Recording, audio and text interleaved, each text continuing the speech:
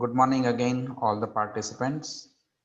So today we have our second session from Dr. Dhara Shah.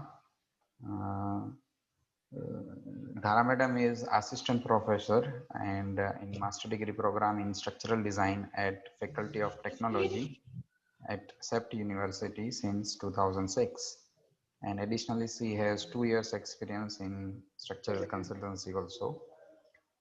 She graduated in civil engineering from Nirma University, Ahmedabad, and did her MTech structural design from CEPT University. She has done his PhD from Gujarat Technological University in 2016, and she has presented number of research papers in national as well as international conferences and journal in the area of performance-based seismic design.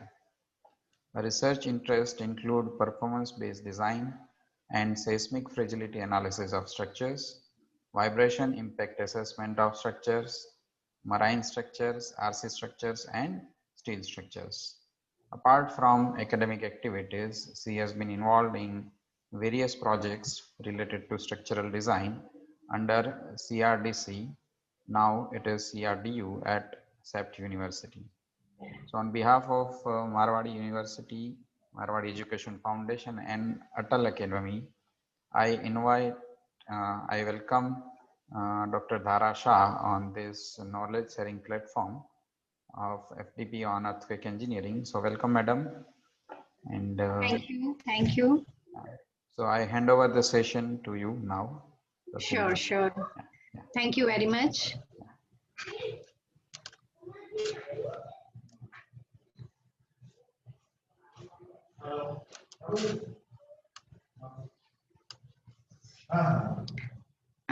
Tarak, is my screen visible? Yes, it is visible now. Okay. So yeah, good morning everyone. So today this topic will start with pushover analysis as well as time history analysis, and we will try, if time permits, we will try to go a bit further to fragility analysis and how the entire scenario will work, framework will work with each other. So let us start with pushover analysis.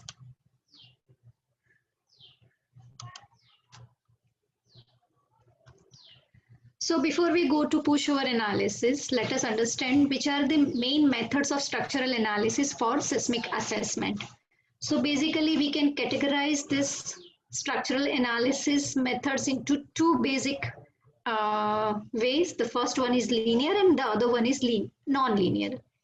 So linear is something wherein everything is within elastic limit. So that is known as linear analysis. And non-linear means we take the non-linearity of the materials or the geometry or the sections of the members into our analysis. So that is known as basically non-linear analysis. So within linear also we have got number of analysis.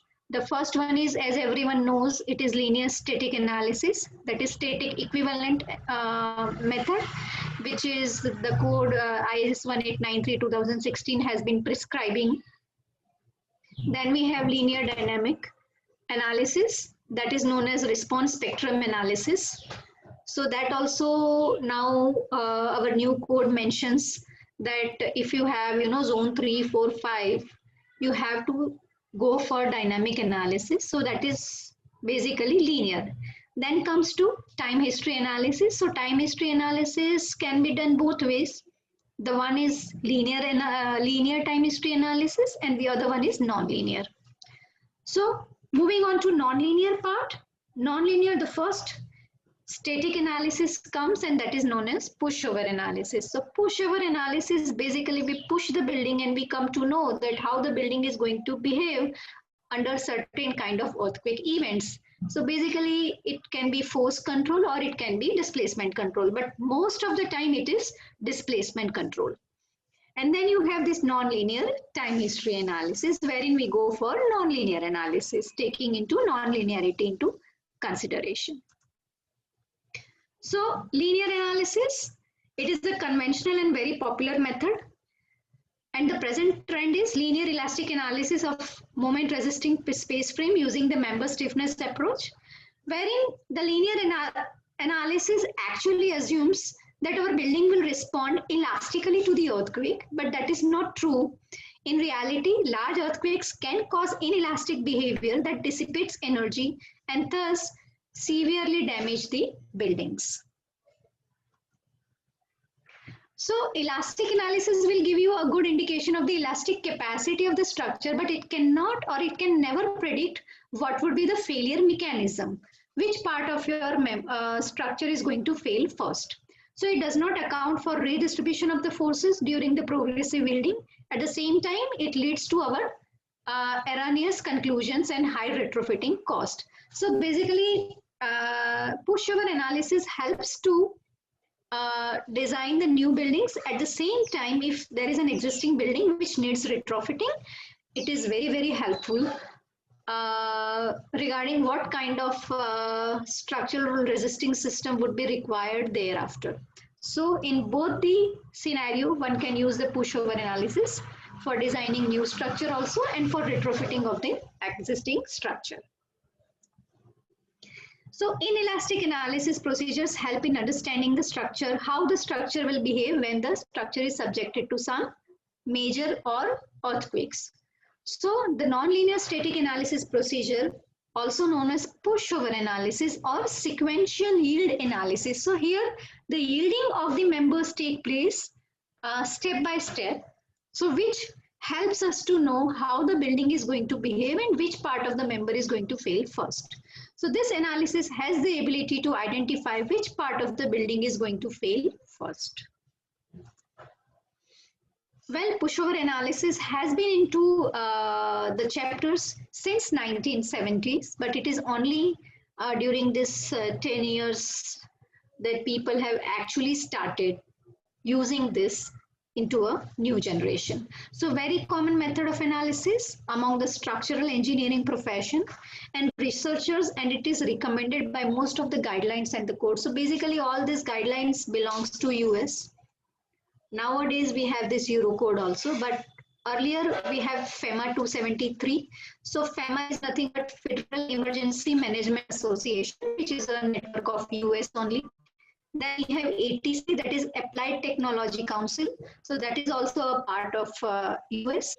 Then Eurocode, that is from Eurocode. And then ASC, this is American code, SEI. So am I audible? Hello? Yes, there is some deviation in the voice. Otherwise, Yes. That is why I was just a minute. Huh? I'll switch on to a new network. Please wait for a while.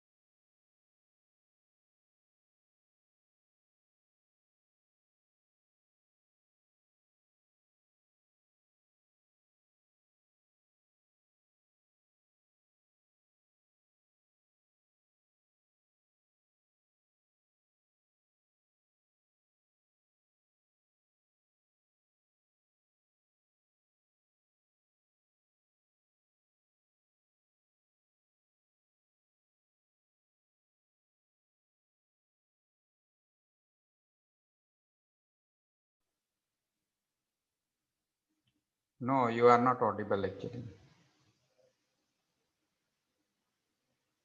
Still your mic is mute. Now am I audible? Yes, yes. Is the screen visible?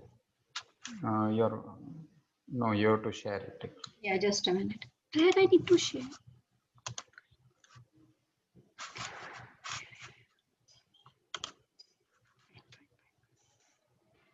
Yeah, it's the screen is visible now. Yeah, okay.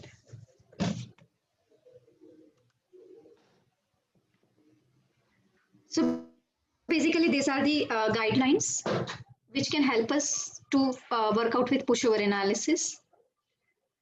So it is a popular tool for seismic performance evaluation of the existing and new structures. Proper application can provide valuable insights into the expectations or the performance of structural system and components. So it provides adequate information on seismic demands imposed by the design ground motion on the structural system and its component.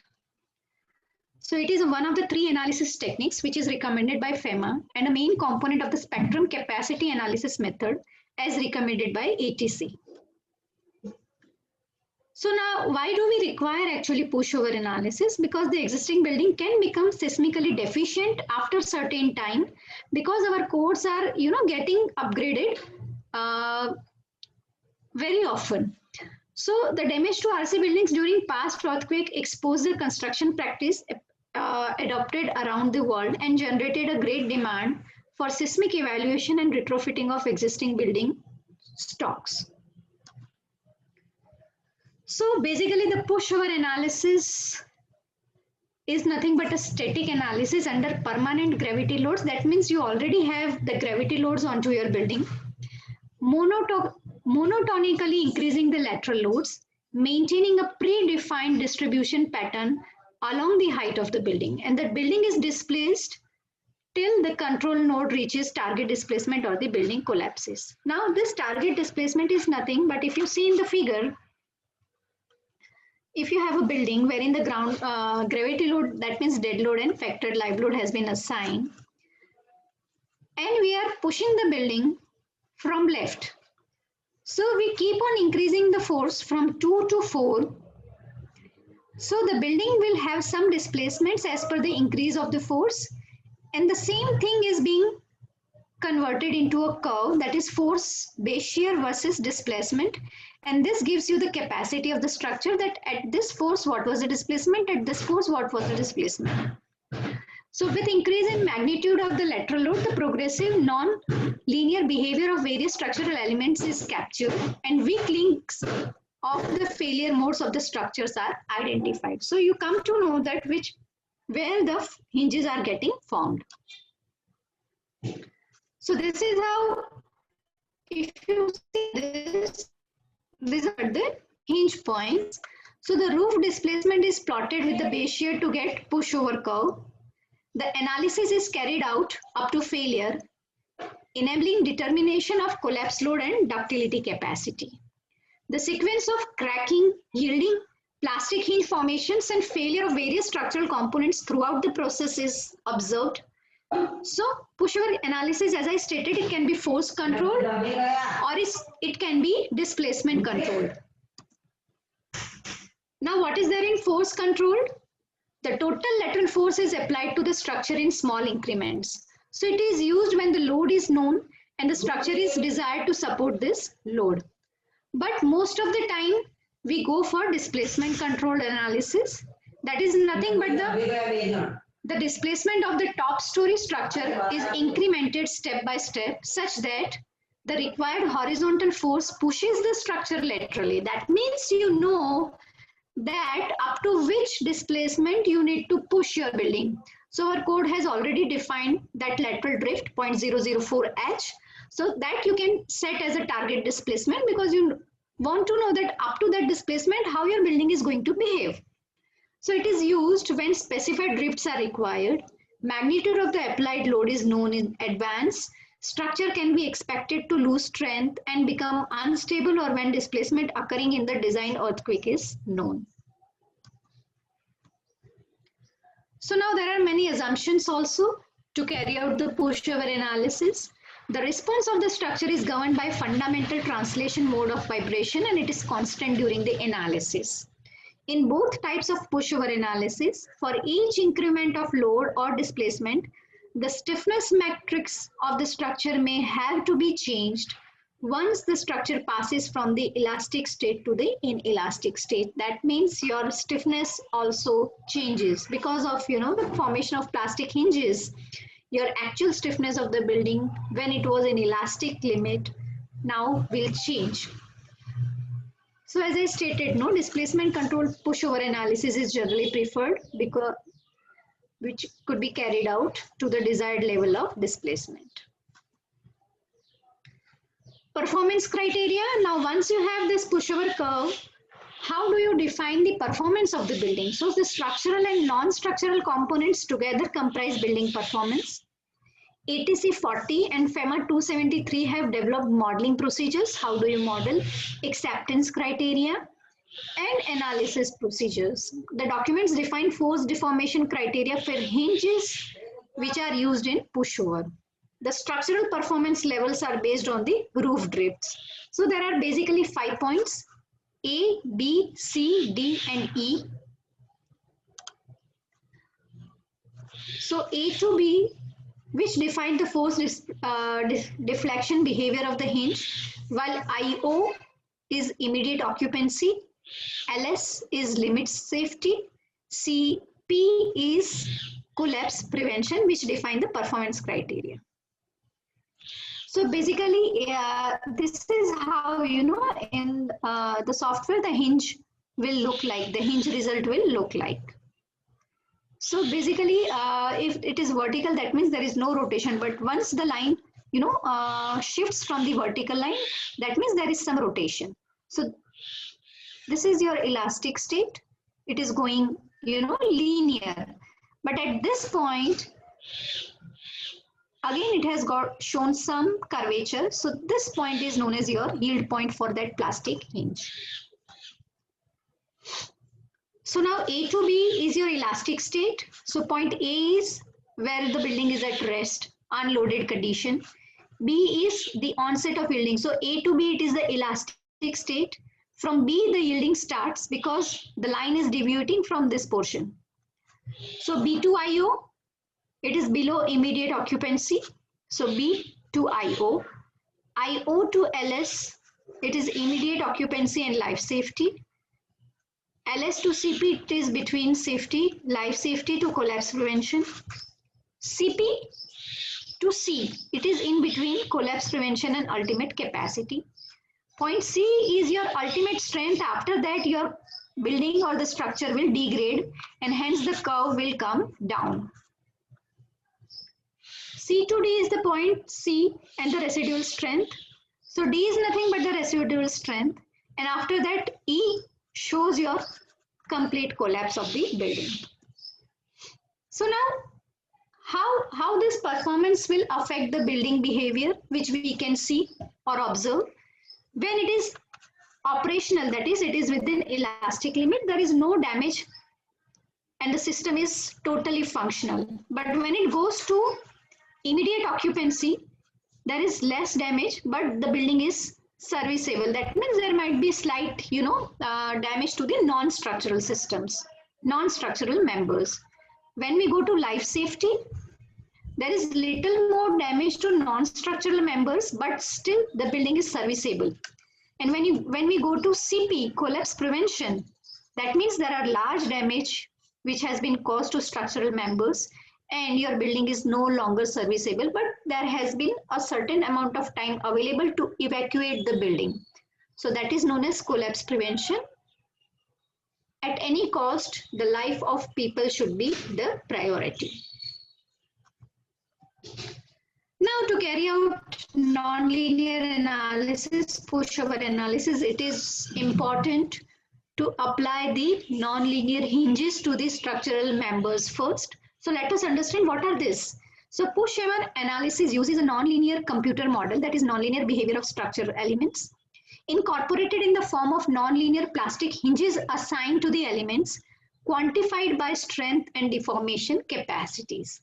So a hinge represents localized force displacement relation of a structural member through its elastic and inelastic phases under seismic loads. You must have gone through in your UG moment rotation capacity of a joint. So that is nothing but the force displacement or moment curvature relationship will give you the hinges or nonlinear hinge property at that particular joint. Hinges are the points on a structure where one expects cracking and yielding to occur in relatively higher intensity so that they show higher flexural or shear displacements under a cyclic loading. So these are the points. Why do we require the providing hinges? Because these are the places where actually the cracking will take place or the yielding will take place. So now in reality, where these locations are there, so these are the locations where one expects to see cross diagonal cracks. You must have seen in many of the buildings post earthquake wherein the cracks might have formed in such a way. Here, say if this is a beam, there is a, away from the face of the column, there is a crack, X diagonal crack. Then you have on the column also, a bit away from the junctions, you have this diagonal cracks. So these are known as flexural cracks. So in actual building, even after a seismic event, at either ends of a beams and columns at a small distance from the joint. So this is where one inserts hinges in the corresponding computer model. Manish, can we have the question answer later on?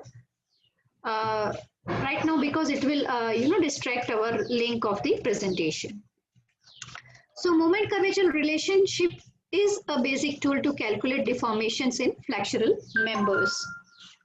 So which are the different types of hinges we need to provide? So for beam, only flexural and shear hinges are to be provided. So the beams, the lateral members, horizontal members are shown with green and red dots. The columns are also given the flexural and shear hinge. And if you have bracings, that means if you are modeling the wall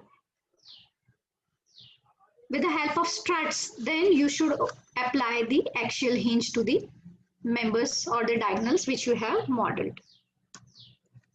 So how do these hinges look like in reality?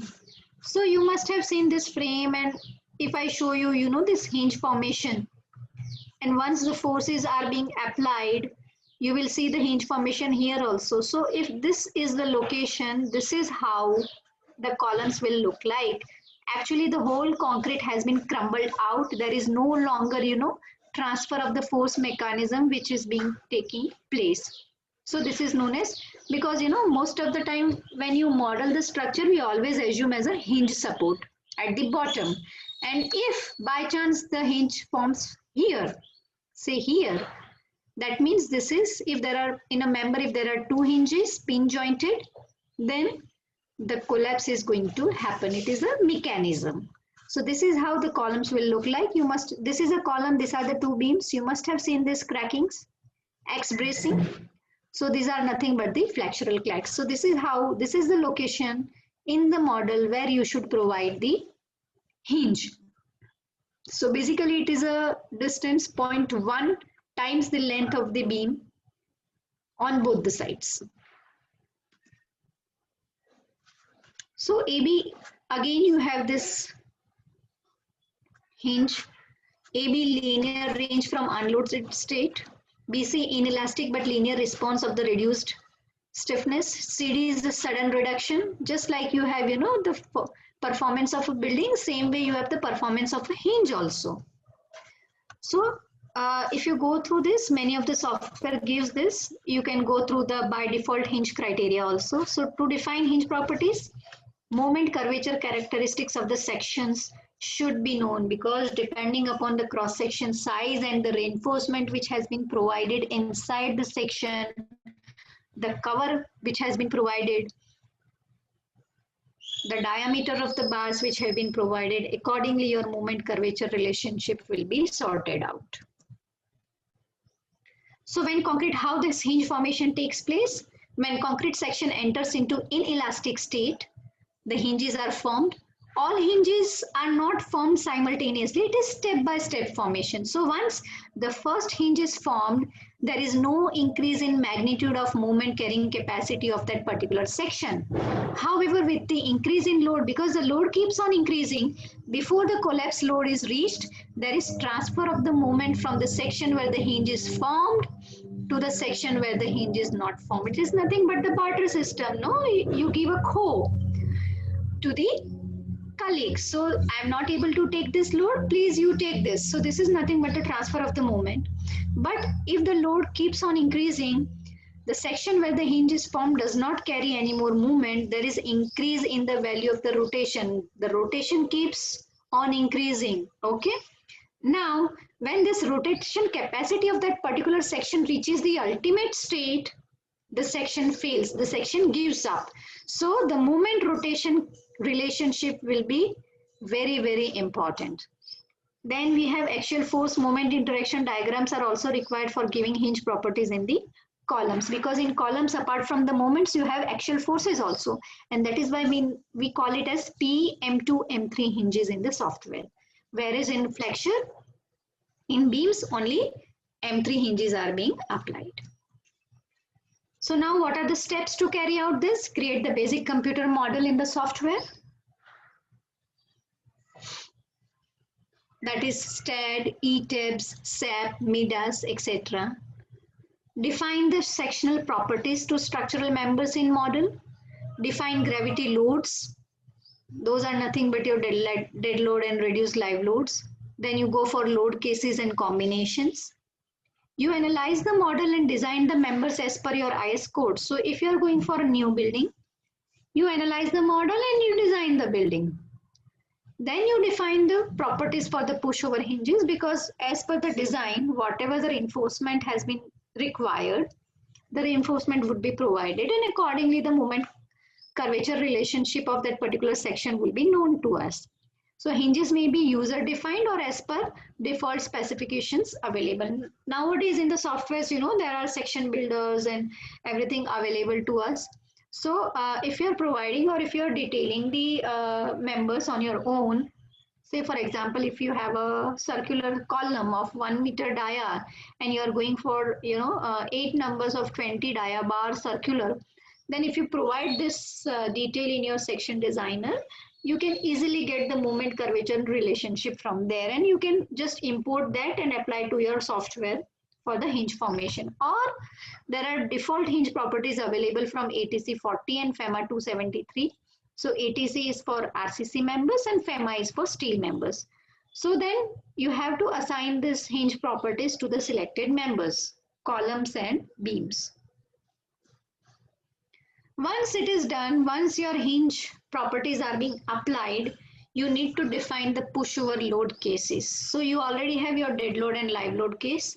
After that, you require the pushover load case. Now pushover is generally nonlinear case. So for that, you need to define the first gravity load case as nonlinear. So that is your first step, because it is an initial condition, because unless your earthquake is happening, the event is happening, your building is in the unstressed state. So your first load case would be dead load, and that would be static, but it would be non-linear, and your pattern would be same. Okay. After that, you apply the second load case, that is pushover. Now there are two directions, X and Y.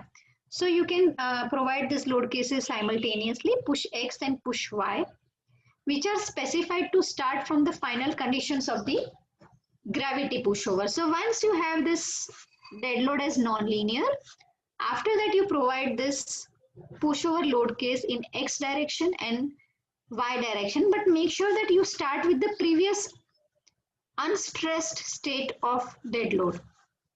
So that is the difference you provide here.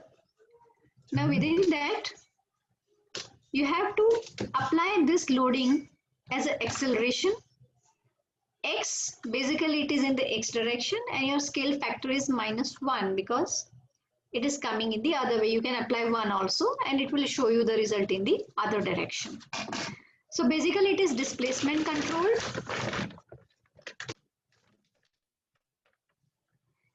You run the analysis.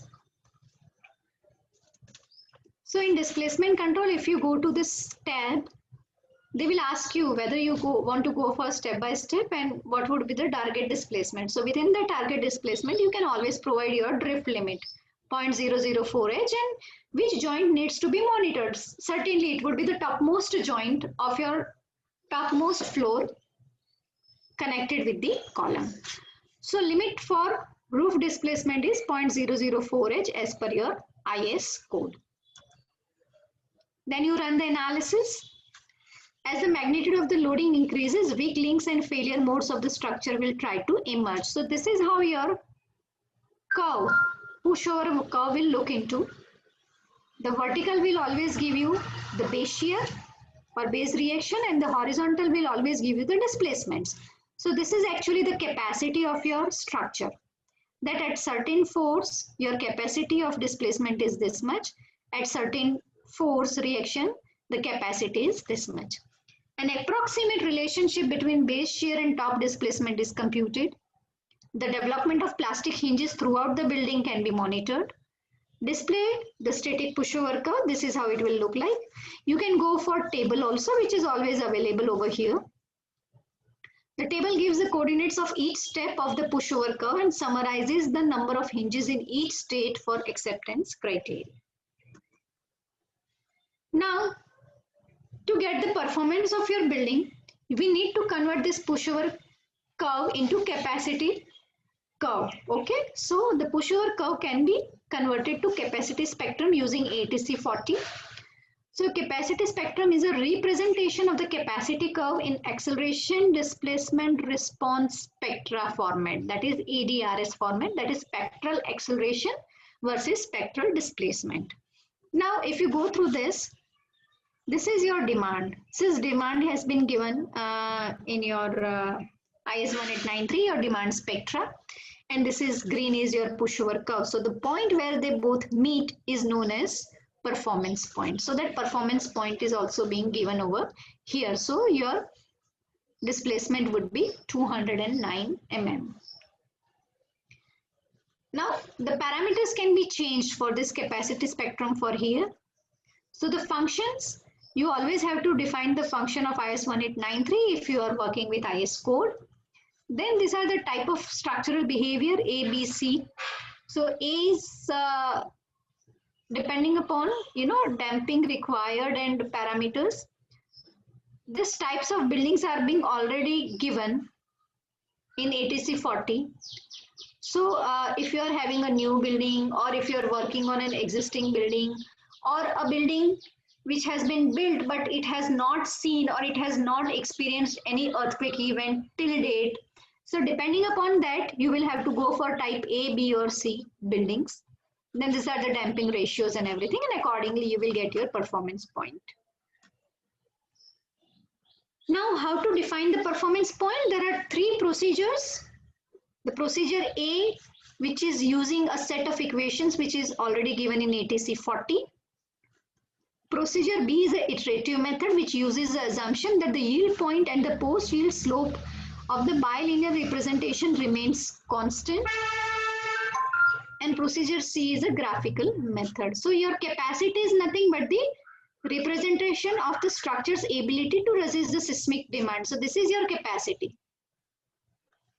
Demand is something, representation of the earthquake ground motion. So this is the demand, that what kind of earthquake motion is coming to your structure. So that is nothing but your demand. And when both of them meet, the point is known as performance point. So accordingly, we come to know that where it is lying, whether it is lying between immediate occupancy, life safety, collapse prevention, or it is beyond the collapse prevention, then it is of no use to us. The structure is deficient.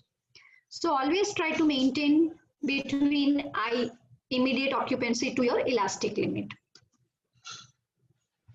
So once you have done this analysis, you will see the deformed shape of the building, and then you have to select your push X or push Y, and then select same steps to get the hinge pattern at that particular step and conclude with the respect to the hinge pattern.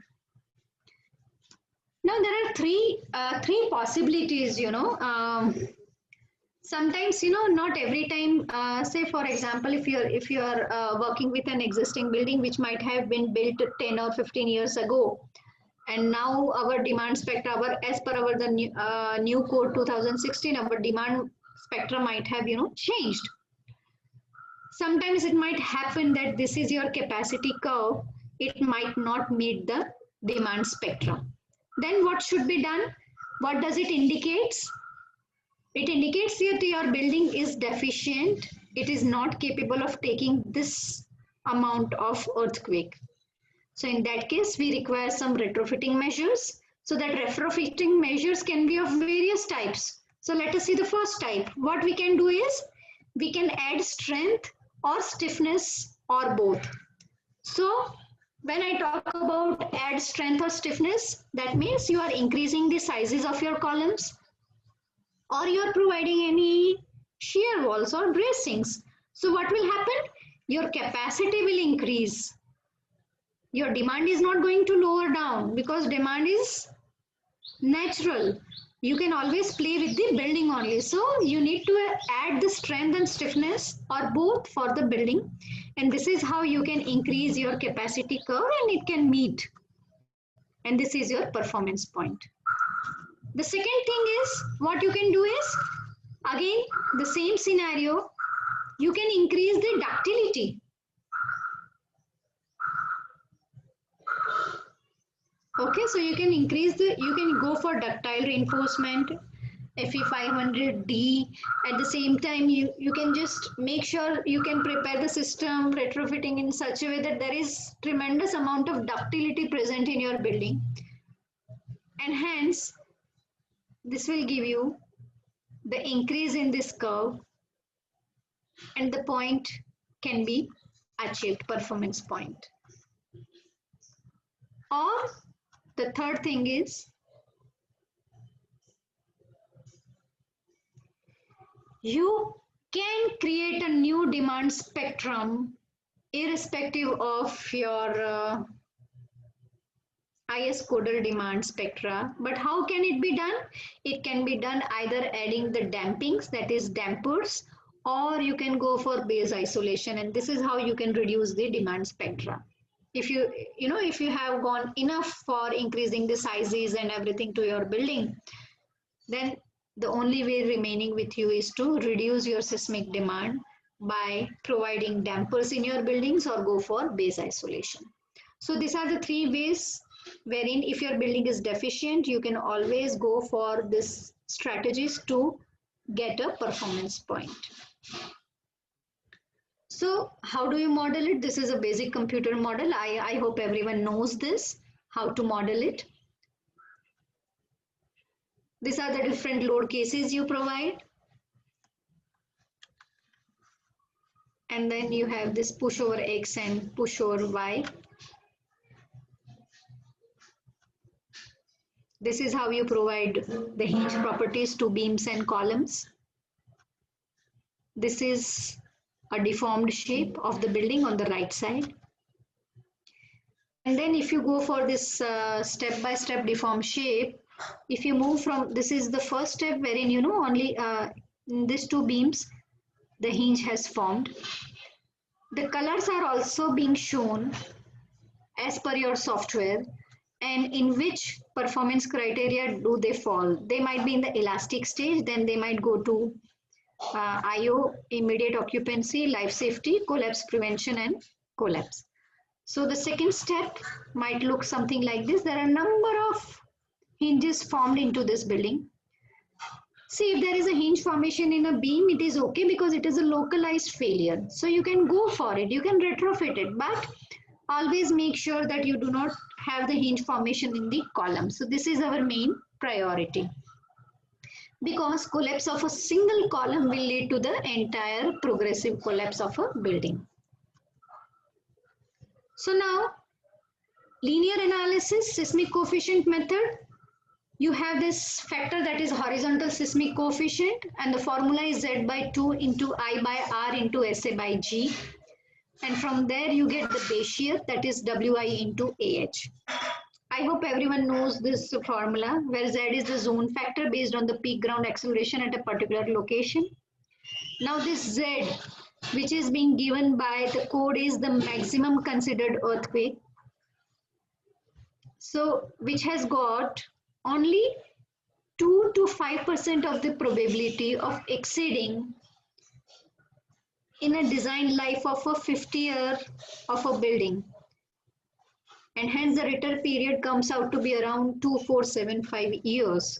So it is not actually practical to design a building for that maximum considered earthquake, and hence we have reduced it to half to make it design based earthquake by dividing it by Z by 2. So the Z which has been given in the codal provisions are the maximum considered earthquake, which has the probability or the return period of every 2500 years. So such kind of an earthquake can happen every 2500 years.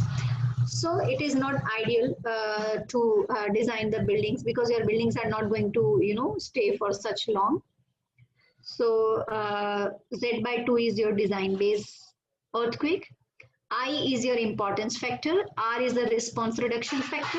Now the response reduction factor you can easily compute with the help of pushover analysis and with the help of your pushover curve. Let us see how it can be computed. SA by G, average response acceleration coefficient based on time, period of the building and soil condition. And WI, everyone knows, it is a seismic weight of the building. This is dead load plus reduced live load. Now, response reduction factor R.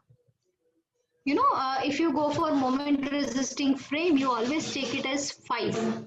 But how to actually find out this response reduction factor from pushover analysis can be done. So R factor reflects the capability of the structure to dissipate energy through inelastic behavior. So this is your curve. If this curve was to go elastic, it would have gone something like this. So this is the maximum force if the structure remains elastic.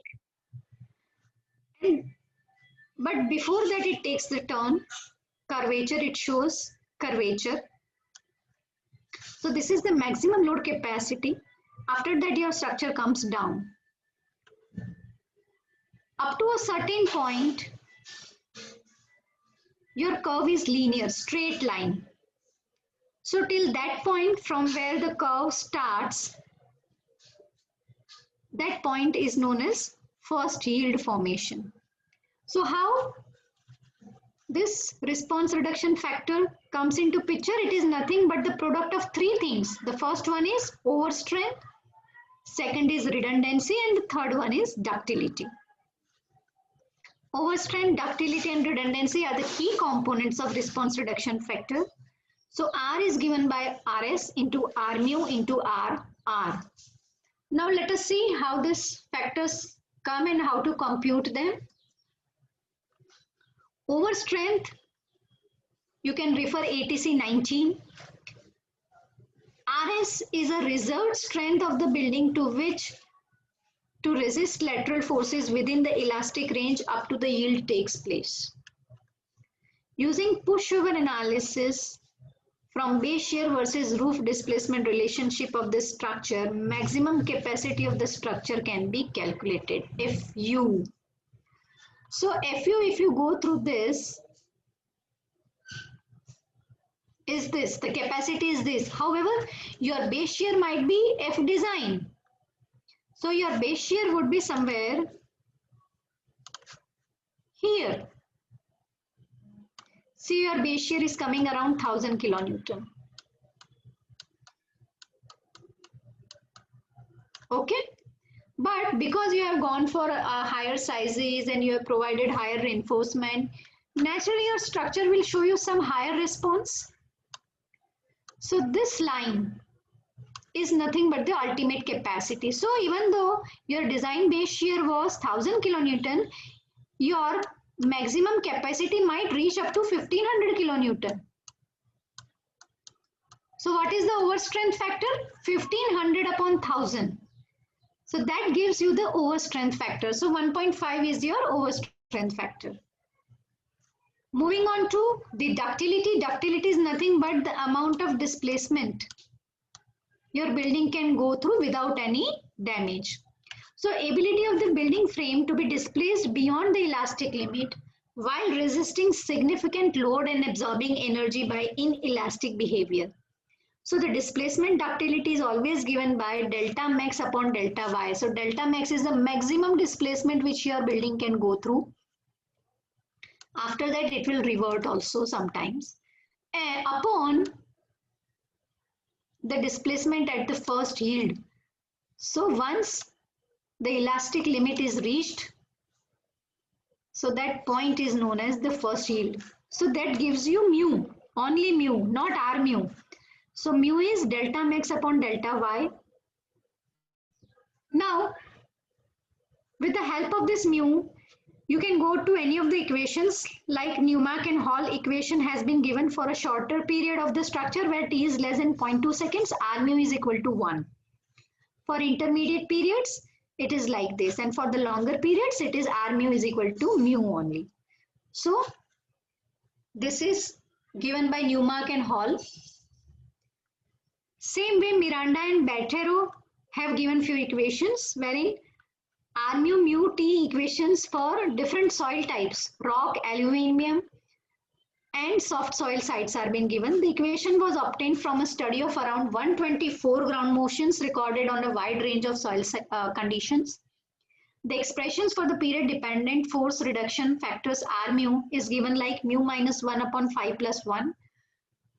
So for the rock sites, your phi is different. For aluminium is different. For soft soil, it is different. Where T is the prominent time period of the ground motion. Then comes the redundancy. So redundancy means number of vertical load resisting elements present in your building.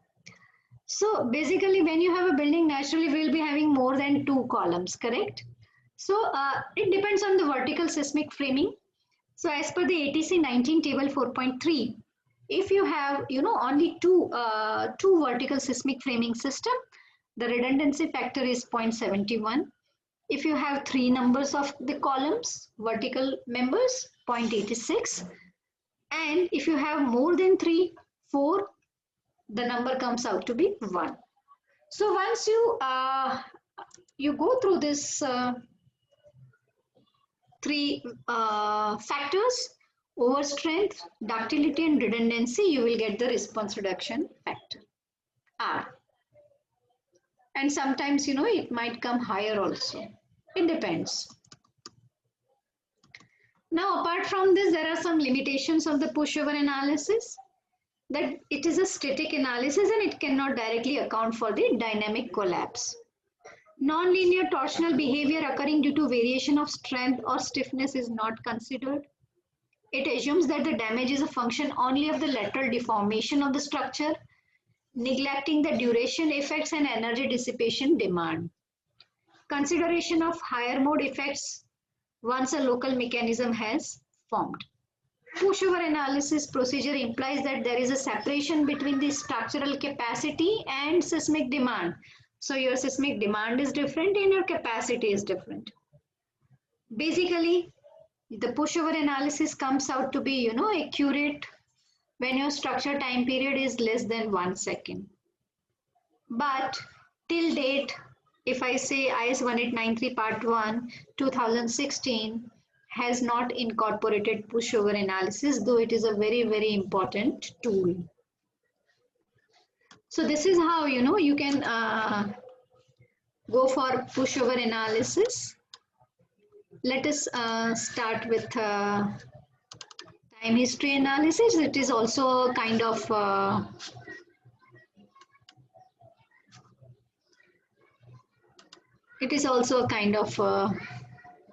linear as well as non-linear analysis. So basically, time history analysis of the structure, how it is being done, it is carried out only when the input is in the form of a specified ground motion. So we solve, basically when we go for time history analysis, we solve the equation, basic equation of the motion in the time or frequency domain, that is mu dot dot plus cu dot plus ku is equal to p. So where u is nothing but the nodal displacements, p or v is nothing but your load vector, which are time varying. The displacement and the loads are time varying at a given, given point of time. The stiffness K and damping C are constant, just like the mass. So when we assume the mass to be constant, similarly the stiffness and damping remains constant. So in software, the stiffness changes depending upon the plastification of the structure. Accordingly, the stiffness will keep on changing, stiffness matrix. And damping is usually depending on the stiffness or the time period, and hence it will also vary. So what happens is, in time history analysis, the same equation is solved analytically in a computer, and it has got a programming system in which it becomes easy for us to carry out the time history analysis. Otherwise, you can go with this MS Excel also to prepare the same programming. So in this method, what happens? The mathematical model of the building subjected to accelerations from earthquake records that represents the expected earthquake at the base of the structure. So we prepare this mathematical model. The method consists of either, there are two methods basically most common. The first one is fast nonlinear analysis, and the other is direct integration method, which we use over a time interval. Many of the softwares will give you their own ways of carrying out this time history analysis, but basically these are the two main types of analysis: FNA, fast nonlinear analysis, and direct integration analysis. So FNA is basically dealing with modal analysis. The time history method is applicable to both elastic and inelastic analysis. Then that is why it is known as linear or nonlinear analysis. In elastic analysis, the stiffness characteristics of the structure are assumed to be constant for the whole duration of the earthquake. So that is the basic difference. Your stiffness matrix is constant. But in inelastic analysis, the stiffness is assumed to be constant through the increment time only. That means as your increment time increases, the matrix also, stiffness matrix also changes. So what to be done? Now many softwares have their own, main certain time history motions available with them. So the earthquake record presenting the design earthquake is selected. The records are digitized as a series of small time intervals of about, sometimes it might have 0.005 seconds or 0.01 seconds. So 1 by 40 to 1 by 25 of a second. A mathematical model of the building is set up, usually consisting of a lumped mass at each floor. Damping is considered proportional to the velocity in the computer formulation, and the digitized record is applied to the model as acceleration at the base of the structure. So basically the time history will be applicable at the base of the structure where you have given the supports. The equations of motions are then investigated with the help of software program that gives a complete record of the acceleration, velocity, and displacement. That is nothing but the energy output and displacement of each lumped mass at each interval. So basically you need to carry out or select a record from the given time history functions available with your software, and then you have to call it, digitized it. You make it user defined also, so it is more easier for you. Here I have shown you the snapshot of El Centro time history function. Then here you have to apply this as a, nowadays, FNA, nonlinear modal analysis, fast nonlinear analysis is, being done. So we apply that in a time history domain, load case. So here you have to apply that, and then you can go for any of the earthquake. This is, say for example, if you have the Bhuj earthquake available with you, if your building is located in, the vicinity of the Bhuj, you can always use that. And then scale factor will depend upon the current units as well as the units of the time history ground motion. So depending on that, basically it is 9810 is the scale factor. If your current unit of acceleration is in mm per second square, if it is in meter per second square, then it will be 9.81. But as code says, no, that At the end, you have to match the base shear due to time history analysis, response spectrum analysis, and static equivalent method. And if the base shear of time history analysis as well as response spectrum analysis comes out to be lesser than equivalent static method, then you need to apply the scale factor. That means minimum base shear to be counted for is equivalent static analysis wala base shear. Okay. If by somehow you are getting higher base shear than equivalent static analysis, then it is okay. No need to go for scale factor. So that scale factor is nothing but the base shear due to equivalent static method upon the base shear you have obtained in time history or response spectrum analysis. So this is how you need to make the base shear at par and then you start the designing. Okay. But when you check the displacements are always unscaled. So when you are checking the displacements, make sure your building, the scale factor is not there.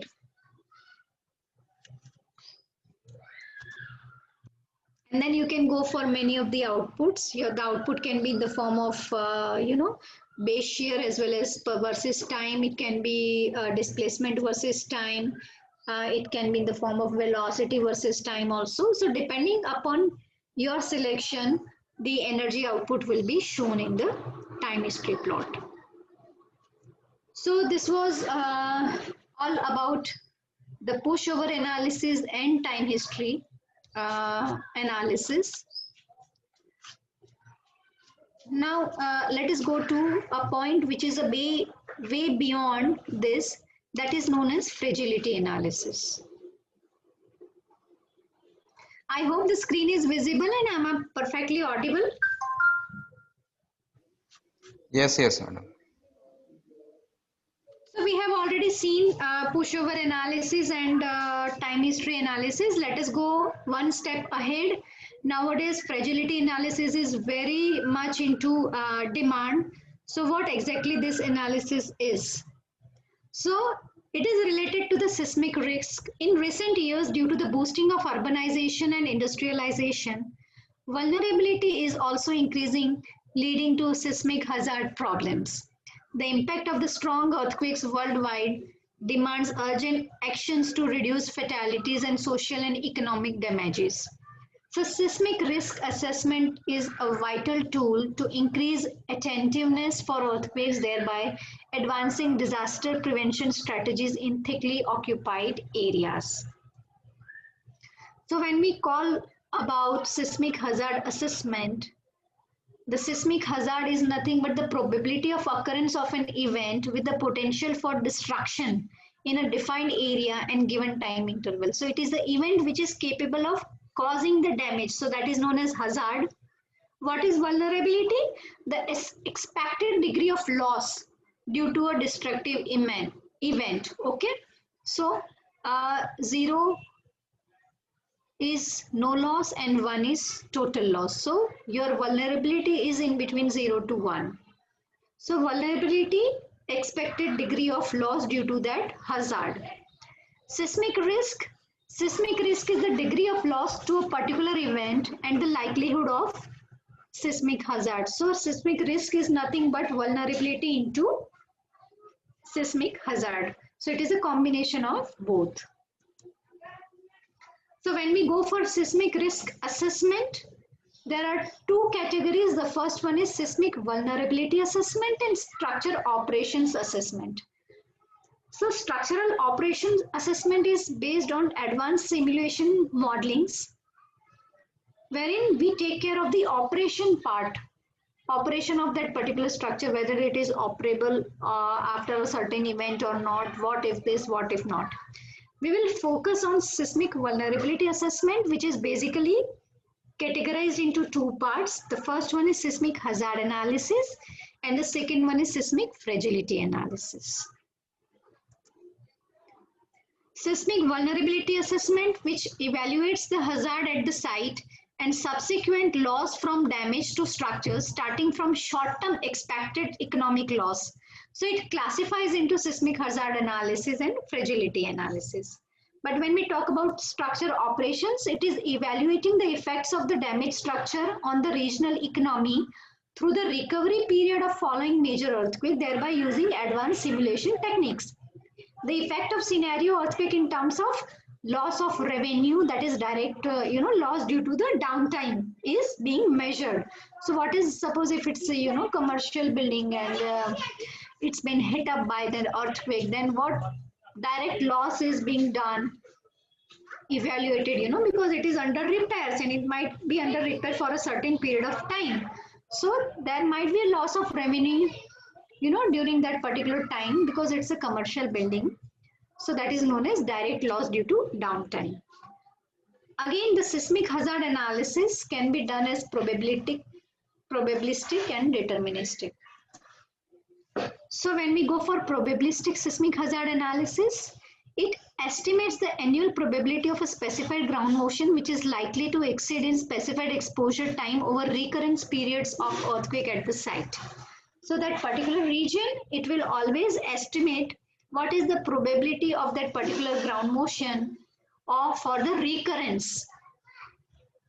The peak ground acceleration, that is PGA, is the key parameter used to define this intensity of the bedrock motion proportional to the force. So basically it is dealing with the peak ground acceleration. This analysis approaches or uses the data of the past events. So the history of the past events which have happened in that particular region is being studied thoroughly, and based on that the whole analysis or the hazard analysis has been carried out. The maps given by associations, guidelines and codes are generally based on PSHA. So this is basically the maps which we see in our guidelines and codes which are basically based on this probabilistic seismic hazard assessment. So it accounts the effects of all the earthquakes by considering the inherent random nature of earthquake magnitude, recurrence time, epicentral location, soil characteristics, as well as the amplitude of the hazard parameter of the interest. That means this analysis takes into account what would be the magnitude of the earthquake, what is the recurrence time, what is the location of that particular region from the nearby fault, which might be active, or the plate boundary, soil characteristics, what type of soil you have in that particular area, and what is the amplification scenario of that particular soil when acted upon by a certain intensity earthquake. So everything is being taken up by this probabilistic seismic hazard assessment, which is very, very important. So this is how the probabilistic seismic hazard maps look like, which gives you the contours of this peak ground acceleration. So most of the national standards and codes provide seismic hazard maps of the regions as PGA based on 10% probability of exceedance, which is 90% probability of non-exceeding of the ground motion parameters for an exposure time of 50 years and corresponding to a return period of 475 years. Say NDMA, National Disaster Management Association, has already given a report which gives you such kind of a PGA maps. So given here is a map with 10% probability of exceedance in 50 years on A type. A type site is wherein you have the bedrock. So up to the bedrock they have done this exploration. So this type of analysis will include geotechnical features, geological features, as well as seismotectonic features. Seismotectonic means what are the kind of events which took place nearby, earthquake events, what were the faults, where these faults are active or dormant, which is the nearby active fault, and what was the kind of it was a kind of reverse fault or strike slip or oblique reversed kind of mix. So that is depending upon the seismotectonic features. Geological means whether you have what kind of this mountains and this plains kind of a thing, and geotechnical is related to the soil properties. Then comes the deterministic seismic hazard assessment. This type of analysis estimates the ground motions at the site for a particular earthquake event. It uses geological evidences that can be used for modeling maximum earthquake, that is the target earthquake. The value of a hazard parameter of interest is estimated for a specified earthquake magnitude assumed to occur at a fixed source to site distance. However, a single scenario earthquake is not able to provide a true picture of the seismic hazard at a site because different combinations of the magnitude and distance contribute more significantly in different frequency band. What does it say? If your magnitude is too high, but then the epicentral distance is too long, then the hazard might not be much, comparing to if your magnitude is a bit less, but your epicentral distance is too close to that event, then the hazard might be severe. So this is the main difference, probabilistic and deterministic. Probabilistic will assume many scenarios, but deterministic is sticking to only single scenario. Probabilistic is considering all the possible magnitudes, but deterministic is going for a single magnitude. Probabilistic is considering all the distances, epicentral distances in the nearby vicinities, but deterministic is sticking only with a single distance. Probabilistic is considering all effects, but the deterministic is considering only the moment magnitude and the epicentral distance only. So more likely that we should go for the probabilistic seismic hazard assessment. Now let us understand the different earthquake motions. There are basically three types of earthquake motions. Level 1 is L1. The level of earthquake motion, those are likely to occur during the lifespan of the structure. It is based on a motion which is having probability of exceedance as 50% with a return period of 75 years for a lifespan of 50 years of a structure. So it is also known as serviceability earthquake. Our code does not provide this L1 kind of earthquake. Going to level 2, it is the level of earthquake motions which are associated with infrequent rare events that typically involve very strong ground shaking. It is based on a motion having probability of exceedance as 10% with a return period of 475 years for a 50-year lifespan of a structure. So basically what I was talking to you with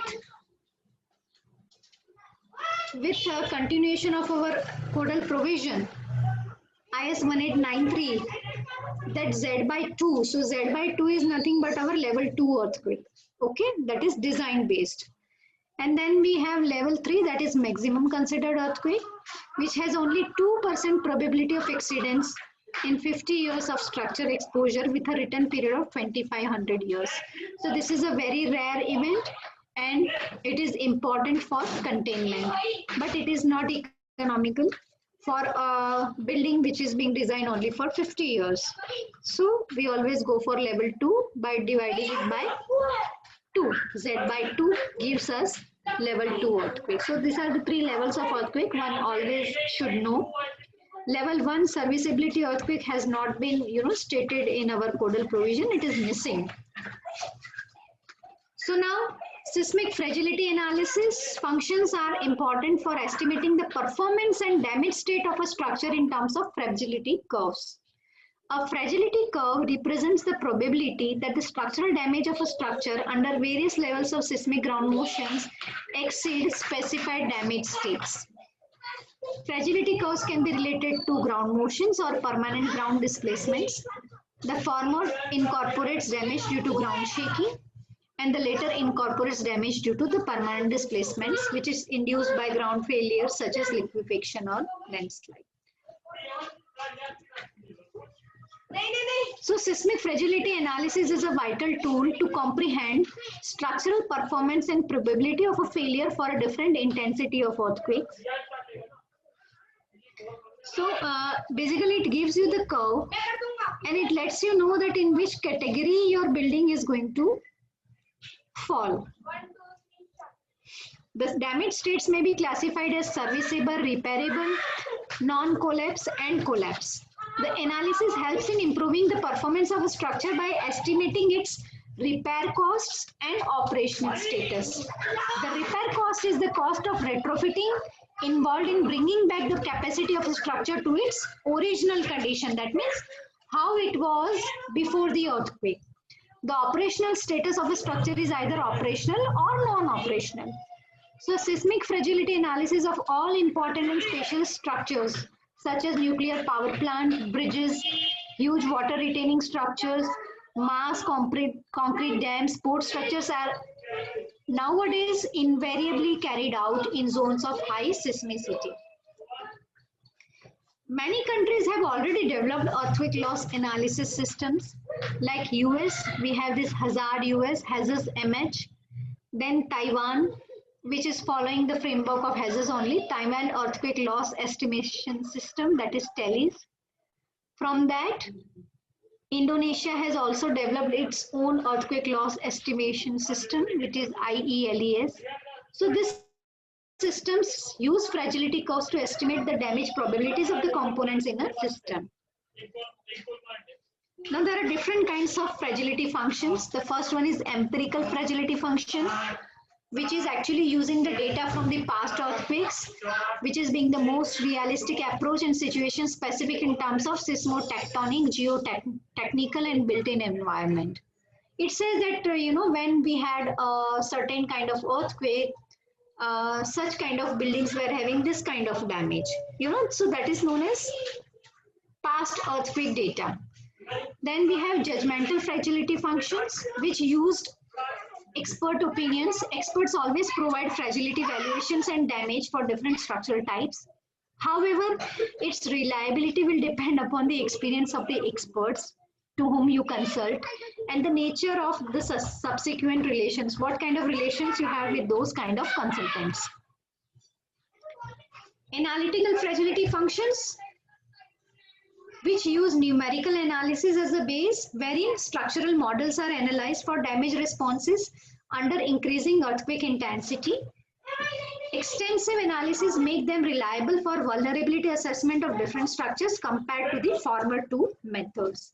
So what we do in a software, if we go for fragility analysis, that would be analytical fragility functions. However, the challenge lies in generating the artificial ground motions corresponding to the site characteristics and linking the statistical results to predefined damage states. You cannot randomly use any time history or any ground motions to your particular structure, because you need to have the ground motions or the earthquake study of your nearby vicinity faults only. Or if you don't have those time histories available with you, you can choose the time histories of other countries or other cities or everything, but then you have to scale them. In the frequency domain, you have to scale them and bring them at par with your demand spectra. I hope you are understanding these things, because generating artificial ground motions are nothing but you are creating artificial ground histories based on this demand spectra, and then you are using them as per your site characteristics. Peer ground motion database from the Berkeley website has got such kind of, a wide range package of ground motions, and you can scale them also as per your requirement, as per your area. Then we have got hybrid fragility functions, which are based on a combination of all three methods, attempting to recompense for the scarcity of observational data, subjectivity of judgmental data, and modeling deficiencies of analytical procedures by combining data from different sources. So when we go for vulnerability assessment, the first thing is empirical functions, then comes judgmental, and then come analytical. If we talk about the efforts and precision, as we move from empirical to analytical, the time and computation efforts or the accuracy of the assessment increases. Typical and efficient application, empirical can be individual or group, judgmental can be individual or the group based, but analytical function can be applied on the individual structure. So that is the boon to us. So a fragility curve is generally defined as Dr. Krishna Mohan, we can answer your query once I am able to finish it. I think I will take nearly 5 or 10 minutes. So as a probabilistic relation between an intensity measure and an engineering demand parameter, represented as a probability of exceeding an EDP for a given IM or a probability of exceeding an IM for a given EDP.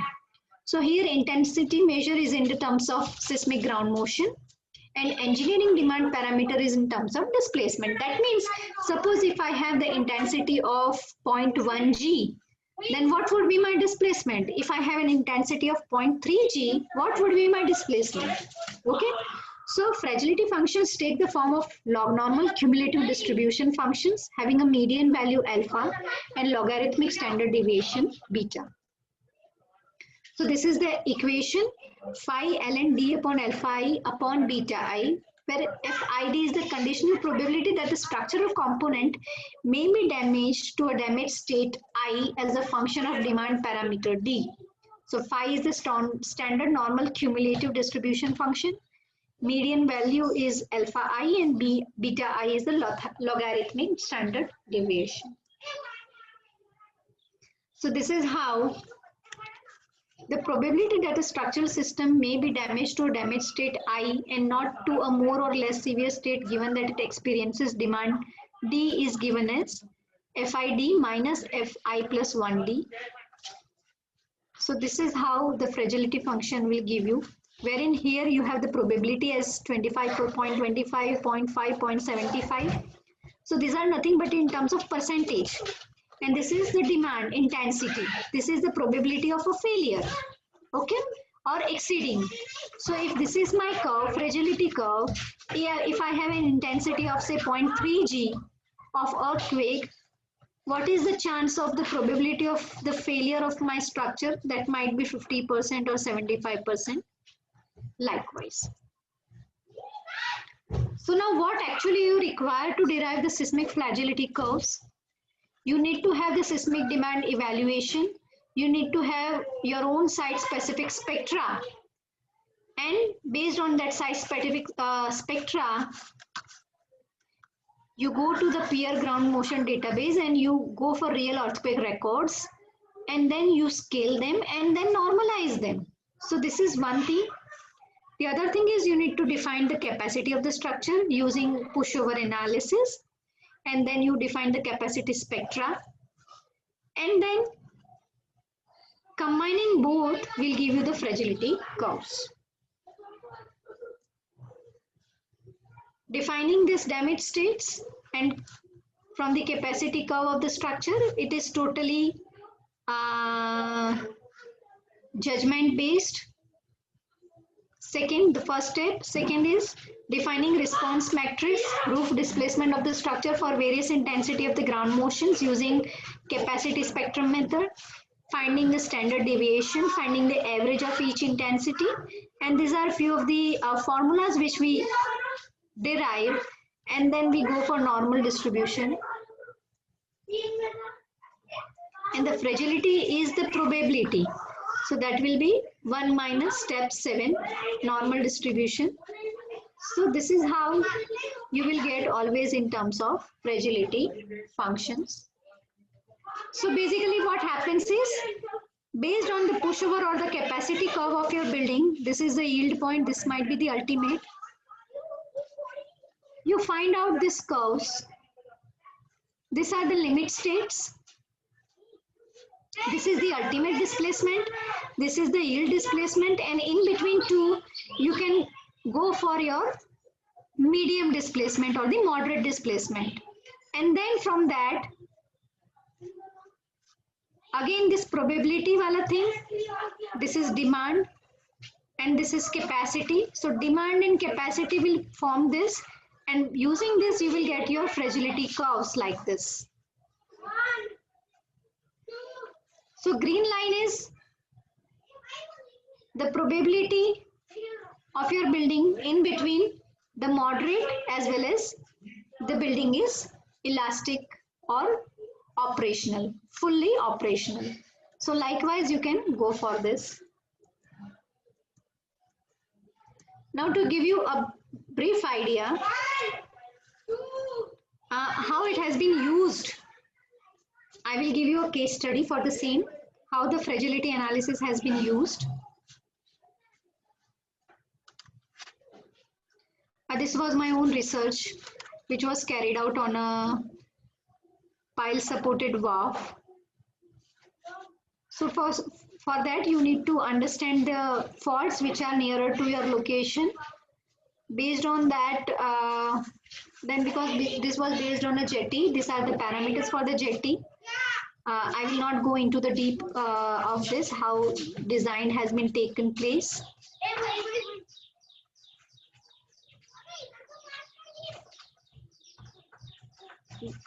This is pile design, and now this methodology has been taken up. Here also, to carry out the capacity spectrum method pushover analysis, we need to find out the moment curvature relationship of each and every member piles. The same chart has been shown here. Now how to use them?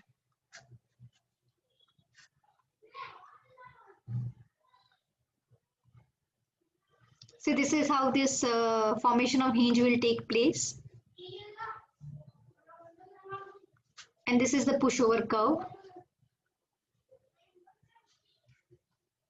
Then there are criterias, acceptable levels of damage. The first thing is serviceable, wherein your first hinge might form.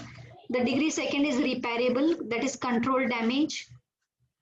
Third is near collapse. And fourth is complete loss of structure, that is collapse. Now how, with the help of this pushover curve, how do you define these levels? That you need to find out. The first one is like, the first hinge formation takes place at 53 mm displacement. But that was taking place at the top of the pile. And the second step at 83 mm displacement, the pile cracks below the water. This formation takes place below the water, and hence it is up to you to decide what should be the damage state definition. Because below water, if your pile gets cracked, what will happen? The water will enter, corrosion will happen, and it is not possible to repair the pile which is below the water, the area of the pile which is below the water, and hence we set that as a damage state. So your damage state 1 is that. Again, if these are the steps, if you go through this, again a pile yields at the top and then pile yields below the water. So everywhere the thing which is below the water is very crucial. So accordingly we have placed this ultimate states over here, and hence the damage state 1 was at 83 mm, the ultimate was 505 mm, and the average of 2 we took as damage state 2.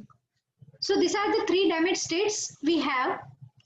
Now talking about your ground motions, you have to have your own demand spectra first.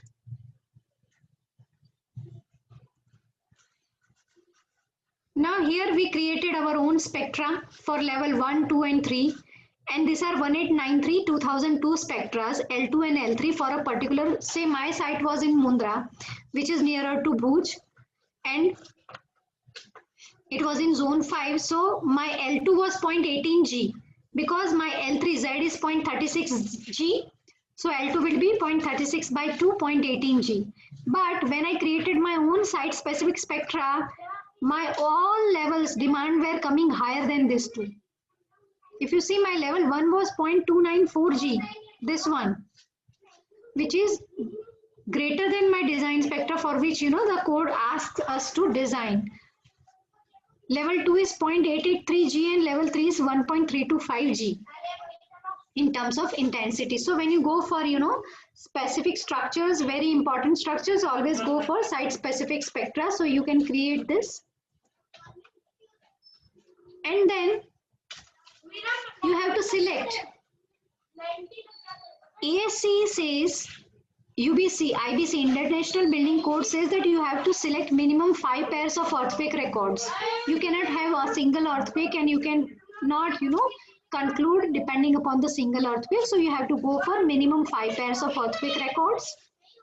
So 10 events which were, once you have your own demand spectra, you upload it into peer ground motion database website and you can have your own,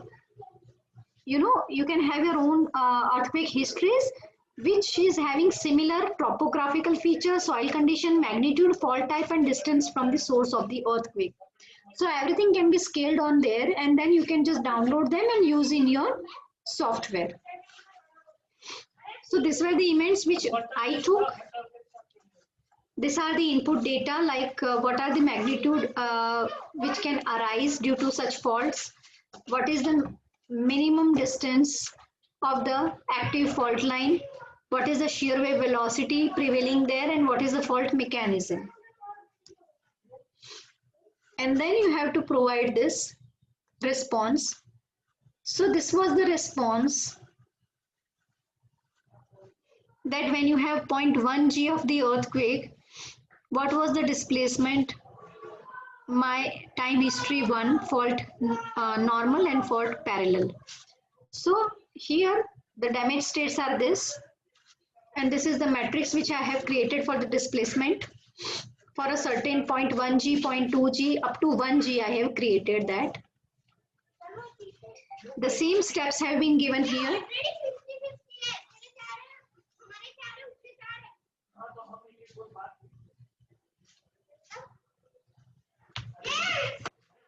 And then this is how, this is my first, so it is in between damage state 1, so serviceability to repairable, repairable to non-collapse and collapse, non-collapse to total collapse. So if I talk about what is the criteria, what is the probability of my building for level 2 earthquake, level 2 earthquake falling into near collapse, then it is 90%. How? This is level 2 and from repairable to non-collapse it is here, so this is 90%. So this is how you can create the fragility curves and you can find out the probability of failure of a structure in a different damage states. So this was all I was talking about.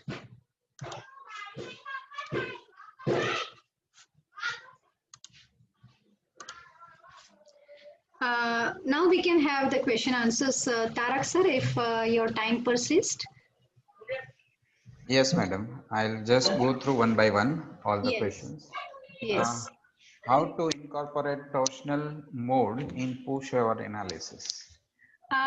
Basically, torsional mode, as per the pushover analysis says, because it is a combination of your system as well as material and geometric non-linearity. Pushover analysis takes care of material non-linearity. So to some extent, by incorporating this material non-linearity, we can include the torsional effect. But as I stated, no, pushover basically deals with your gravity load and the same amount of the load in terms of reduced factor when it is applied laterally, how your building is displacing and wherein the first hinge formation and step-by-step hinge formation takes place is being revealed. For rest of the data, you need to go through time history analysis and response spectrum analysis. So all these methods together are helpful to us. Okay. I think next question you already answered. Scale factor in pushover analysis. That is. Yeah, scale factor. Yeah, pushover analysis. Scale factor. Yeah, it is generally 1 only. Yeah. What is the? Depend. It will depend upon software to software. You need to go through if you're, it's in if the push is in terms of acceleration, and acceleration is in terms of G, then you might have to go for 9.81. But basically, it is for following response spectrum and time history, not in pushover. What is the procedure to apply force-based pushover analysis? Force base, the same thing. You have to go for the base shear which is being applied. Base shear kilonewton you already have. You have to apply it incrementally. That is the only thing. But most of the time we rely on the displacement because basically we are interested in displacements. Right. Yes. To decide performance point, how to calculate CA and CV, user coefficient for DBV That and is, MCV. yeah, CA and CV are given in International Building Code. If you go for ATC 40, this our 2.5, if you go through our SA by G demand spectra, no, the maximum value which has been accounted is 2.5. So that has been taken up from ATC 40 only. So you can go through that ATC 40 to find out performance point, and if you are not getting desired performance point in between your immediate occupancy and the life safety, you can increase the stiffness as I stated. No, you can just increase your pushover curve by providing proper rigidity to your members. Right. While designing structures, we are taking values of R from IS code. Then Yes. why we have to find out our values of R from pushover No, analysis? no. I just taught you the way how you can cross check R, which would be prevailing in your structure, and it would be if you go for ductile detailing, no, then I just make assure you that R would be always higher than what you have prompted from IS code. I am showing you the way that how the pushover analysis might help you to formulate response reduction factor. Because response reduction factor has been simply given as a tabular form in IS code, but it has been, it has been calculated or obtained through results including these three products only: overstrength, redundancy, and ductility. So I have shown you a way how you can find out. Because what happens, many proof checking companies, if you go for special structures, say for example, if you go for jetty, or there is always, because it involves a huge amount of investments in crores. If you're designing, the client will always call for a third party checking, proof checking. Now the third party checking will always ask you that, there are no special codes made for earthquake designing of port structures. How have you taken RS3 or RS5? You know, please give me an argument or a proof to this.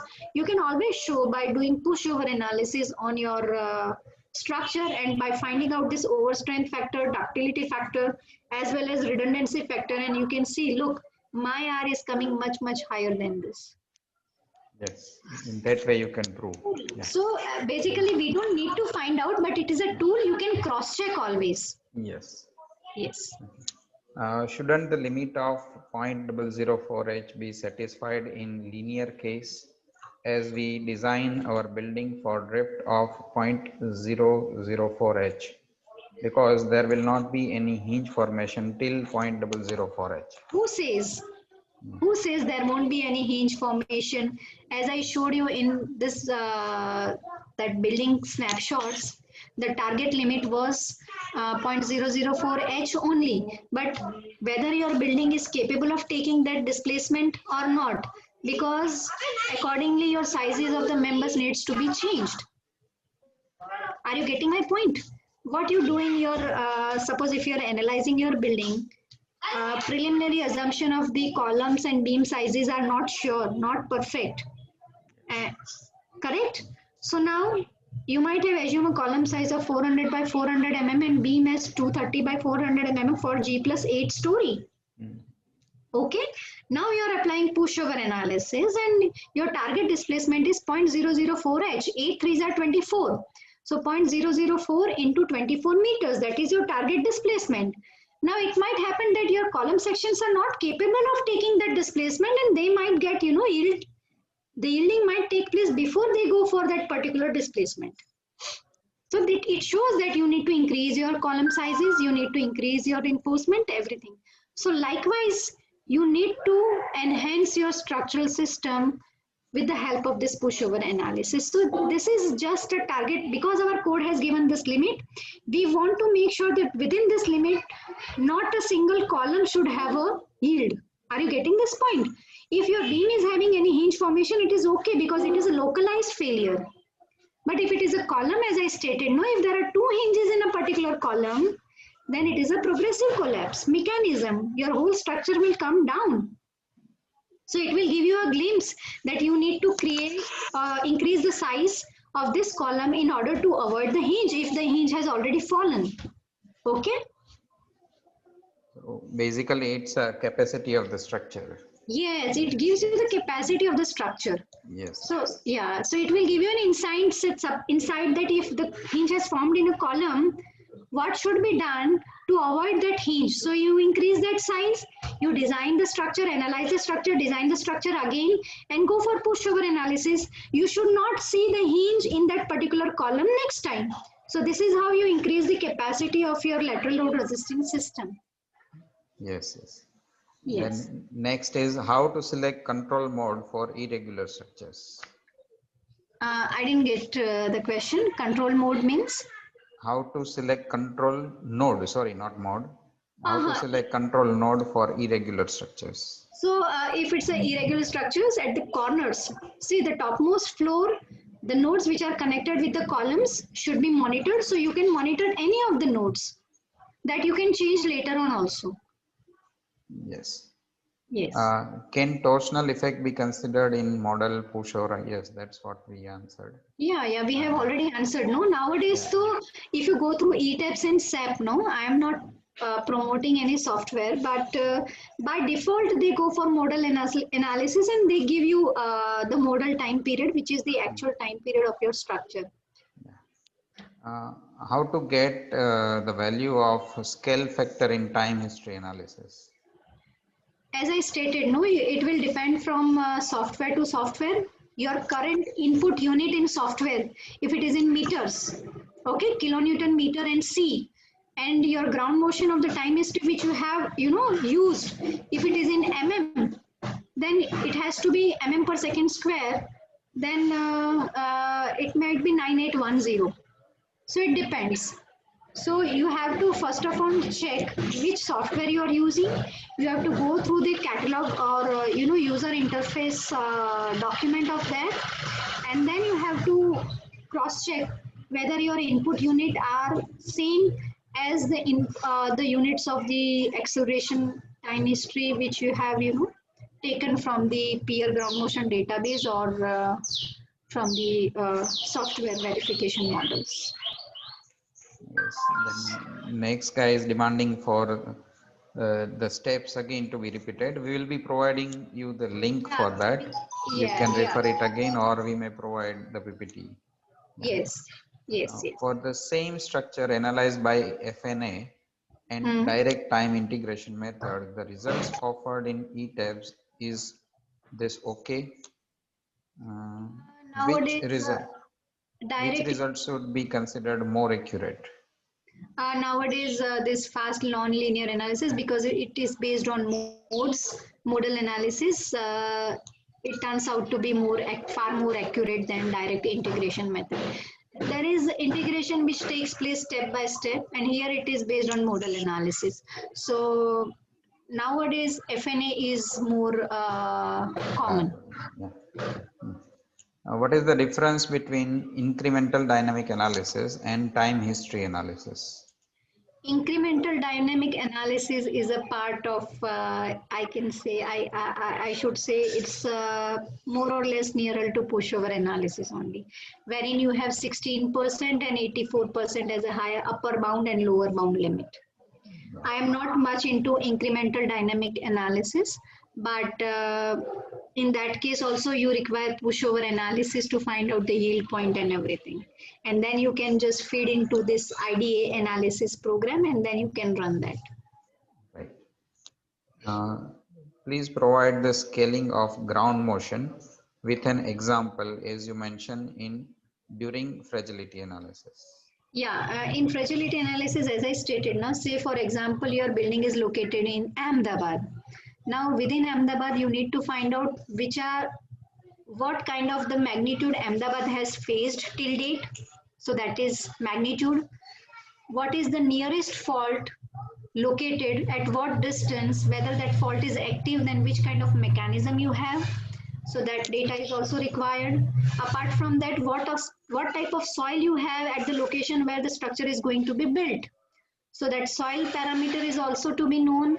And using all these things, you have to upload this into the Berkeley website of pre-peer ground motion database, and you will get the ground motions which are related to your criterias. Those ground motions only should be taken up.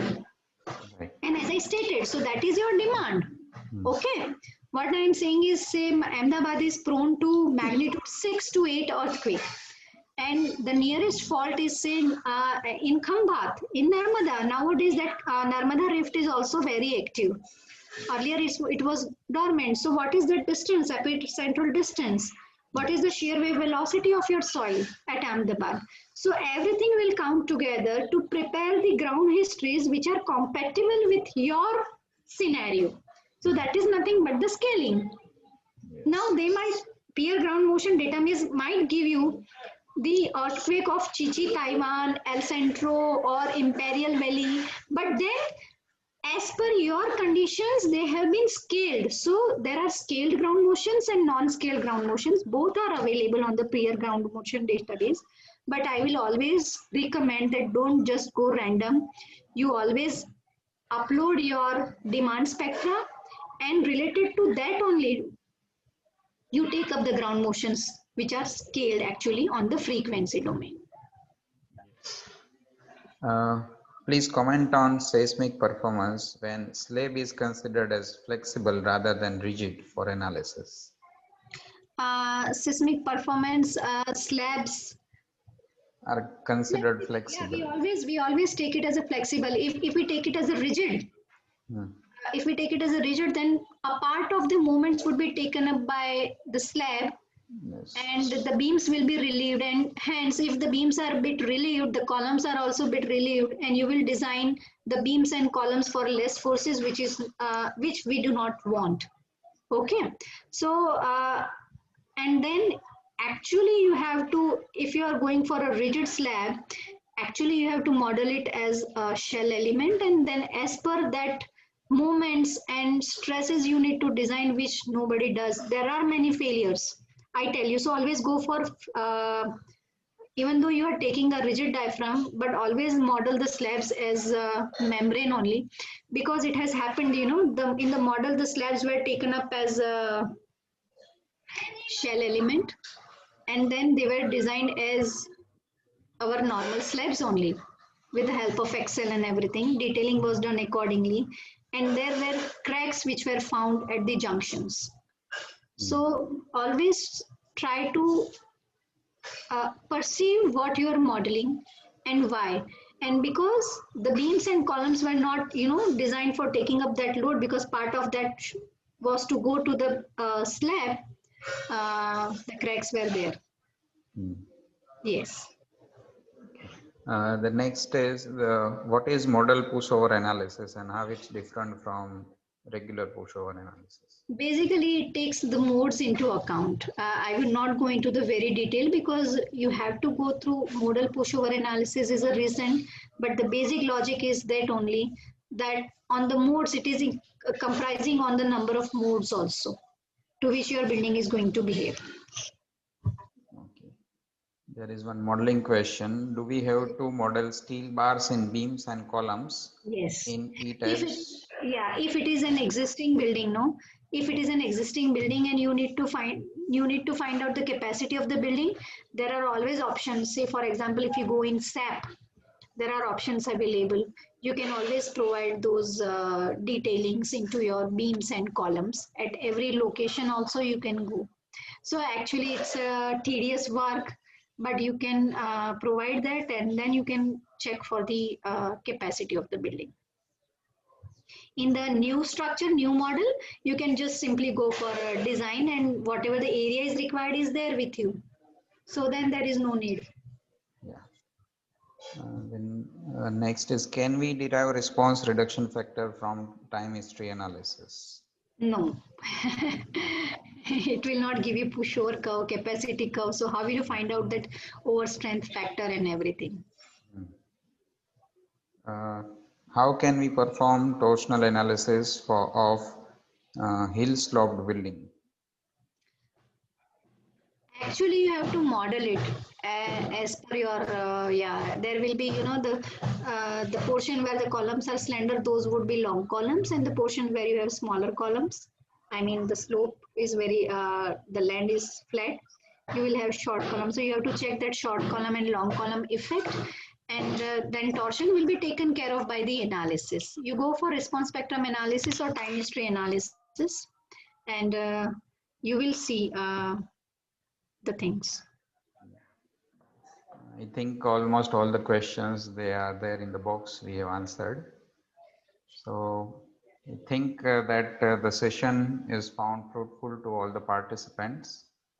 And still if you have more questions, you may Yes. mail us. We may get it through Or Madam. I will get back if to you you. go through, that torsion, there is a limit given to the displacement of the leftmost part and the rightmost part of the building.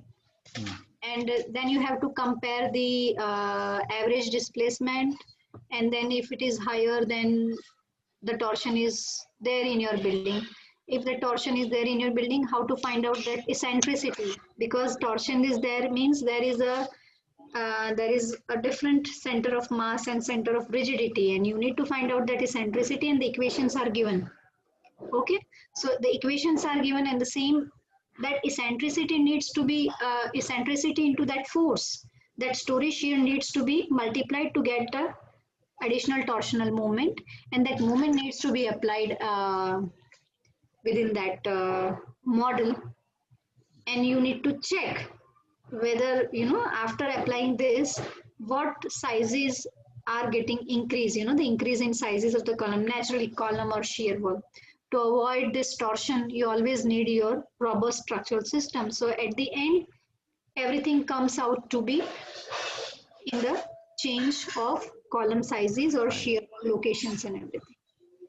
right, right. There are demanding for PPT that will do needfully. Yeah, that we can do later on. Okay. Yeah. Right now, I'm using hotspot, and Yeah. Yeah. thankfully Yeah. it has worked. Yeah. So So, yeah, thank you very much, madam, on behalf of Marwari Education Foundation as well as Atal Academy.